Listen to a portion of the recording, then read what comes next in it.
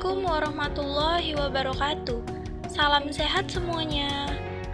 Perkenalkan kami mahasiswi Fakultas Ilmu Sosial, Prodi Ilmu Perpustakaan, Universitas Islam Negeri Sumatera Utara, Medan.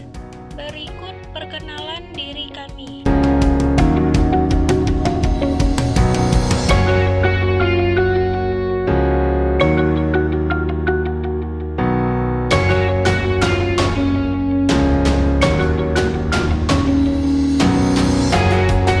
Dalam video ini, kami akan menjelaskan dan membahas mengenai kesalahan bahasa Indonesia.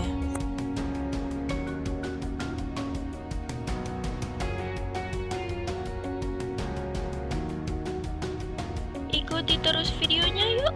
Apa itu bahasa? Bahasa merupakan alat komunikasi yang berupa sistem lambang bunyi yang dihasilkan alat ucap manusia. Bahasa terdiri atas kata-kata atau kumpulan kata. Dari gambar di atas, tampak tidak ada yang salah dalam penulisannya.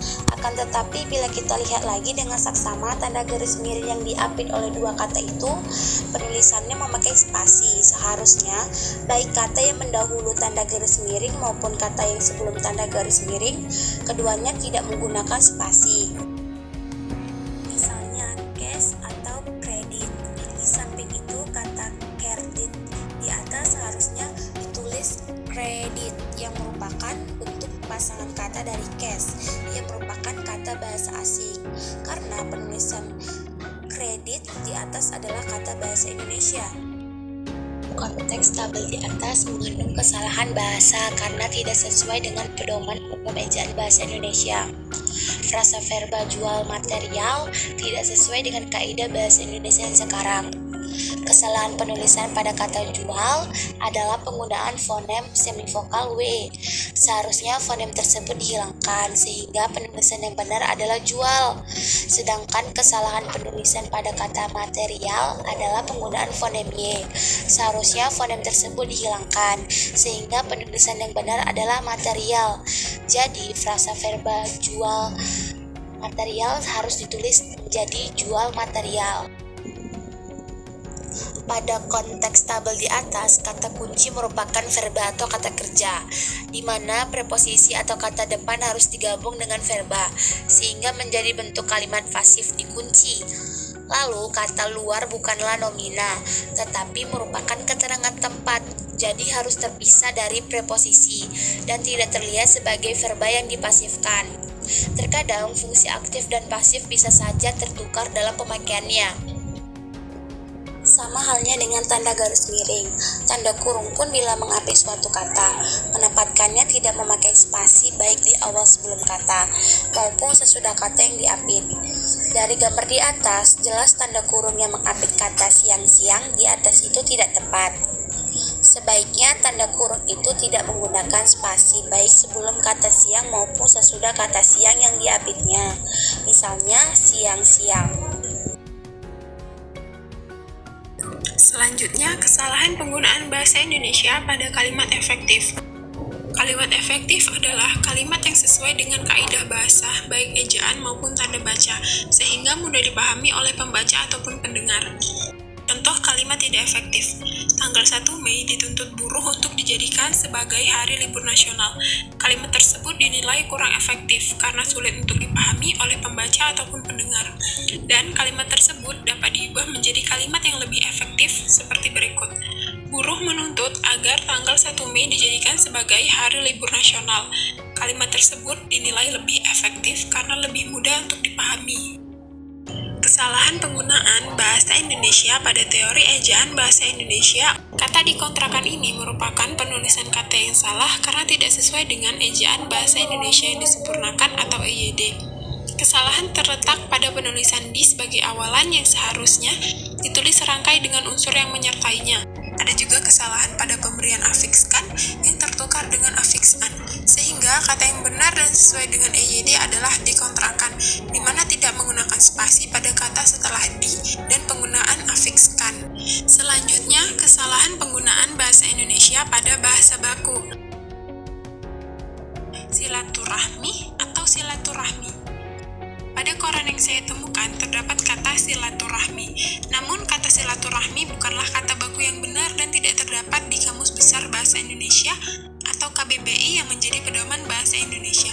Sedangkan kata baku yang benar untuk kata silaturahmi adalah silaturahmi yang terdapat di KBBI dan memiliki arti sebagai tali persahabatan atau persaudaraan. Dan kata silaturahmi juga merupakan kata serapan dari bahasa Arab loh. Selanjutnya, kesalahan penggunaan bahasa Indonesia pada diksi. Buy two, get one.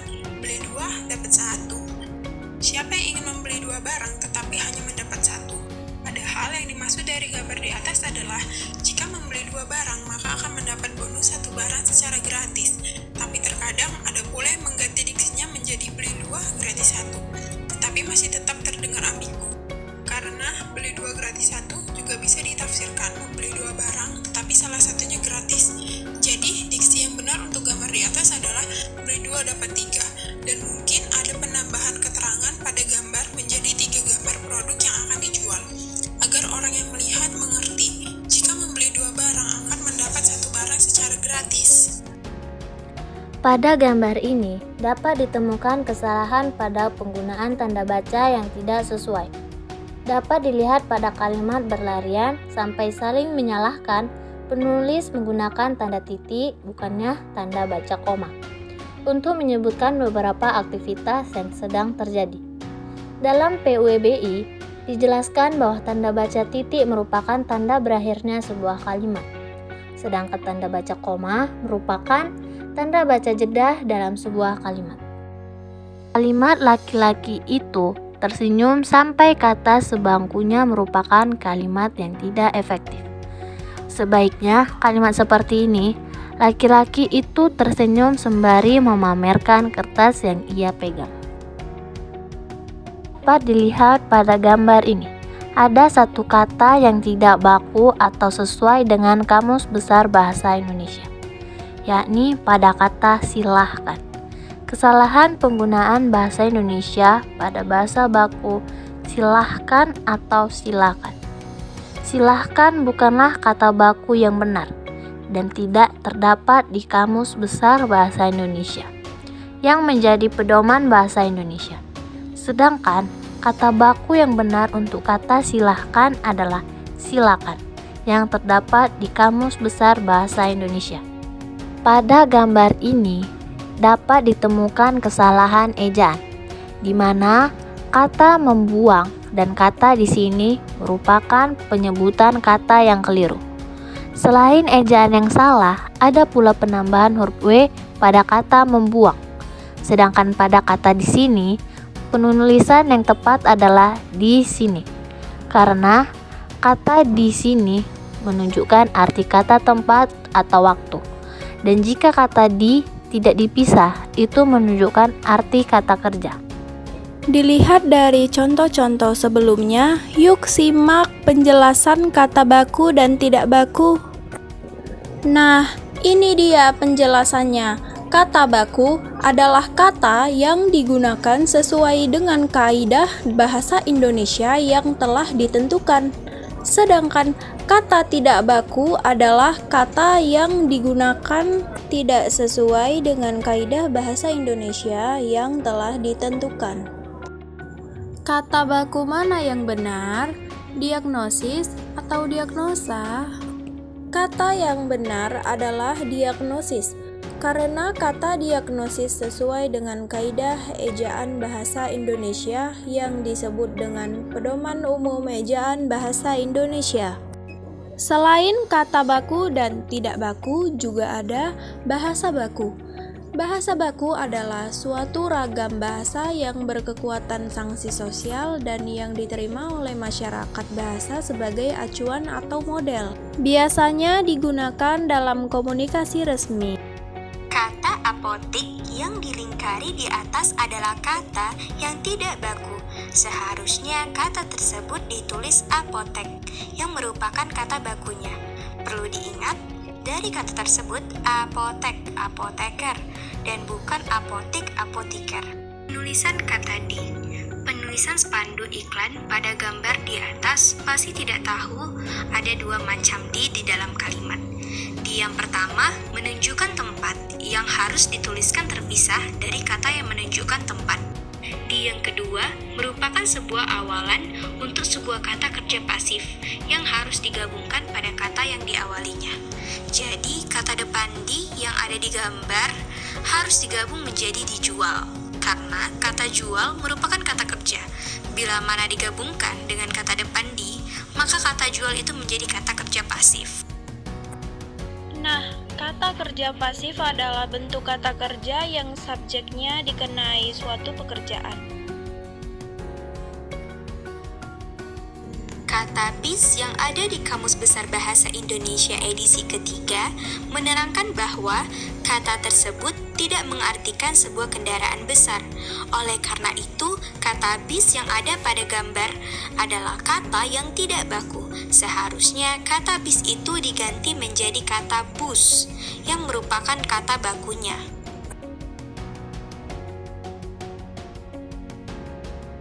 Kata praktek dan jam pada gambar merupakan kata yang tidak baku.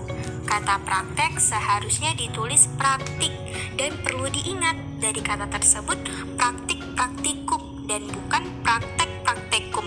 Dan kata jam menunjukkan jangka waktu. Misalnya, Nana menyelesaikan lomba dalam waktu 1 jam 5 menit 30 detik. Dengan begitu, kata jam pada gambar di atas jelas bukan menunjukkan waktu. Seharusnya, kata jam diganti menjadi kata pukul yang merupakan menunjukkan waktu. Jadi, kata jam di atas kurang tepat penempatannya yang seharusnya menggunakan kata pukul.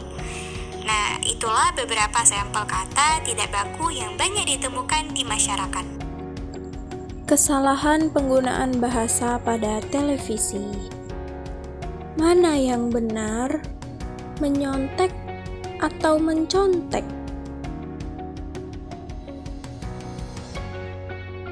Pada gambar di atas, media menulis kata yang benar, yaitu menyontek, berasal dari kata sontek. Baik mencontek maupun menyontek, dua-duanya kata yang benar menurut kaidah bahasa Indonesia yang baik dan benar serta menurut Kamus Besar Bahasa Indonesia. Namun, dua kata tersebut memiliki arti yang berbeda. Mencontek berarti melakukan perbuatan contek, sementara menyontek berarti melakukan perbuatan sontek. Hanya kesalahan antara kata baku dan kata tidak baku. Kata baku adalah menyontek, sedangkan kata tidak baku adalah mencontek. Pada gambar di atas, saya mendapatkan suatu gagasan yang menurut saya gagasan tersebut merupakan kalimat tidak efektif. Kalimat belum juga mobil berhenti sempurna seharusnya akan lebih efektif dengan kalimat mobil belum berhenti sempurna, lebih singkat dan tepat. Mana yang benar? Antri atau antre? Yang benar adalah antre. Kata antre merupakan kata dasar dan menurut Kamus Besar Bahasa Indonesia KBBI, kata yang benar adalah kata antre. Contoh penggunaan kata antre dalam kalimat efektif. Roni harus mengantre terlebih dahulu untuk menebus obat. Antrean panjang membuat Arif kehilangan banyak waktu. Para pengantre nampaknya sudah tidak sabar untuk mendapatkan gilirannya. Maksud dari contoh adalah Roni yang sedang mengantre, di mana kata antre adalah menunggu giliran. Antrean adalah urutan giliran, sedangkan pengantre adalah orang yang mengantri. Terima kasih telah menonton. Semoga penjelasan dan pembahasan pada video ini bermanfaat.